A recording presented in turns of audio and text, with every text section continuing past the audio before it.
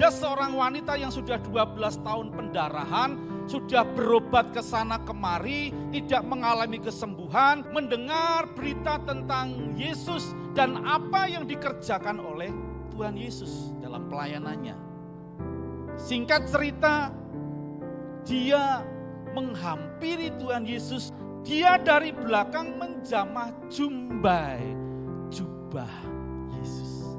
Ini lebih sulit lagi loh saudara. Bilangan 15 ayat 37 sampai 41. Maka jubah itu akan mengingatkan kamu apabila kamu melihatnya kepada segala perintah Tuhan. Jadi bukan sekedar cerita yang kosong, imannya menjadi bangkit. Iman timbul dari pendengaran.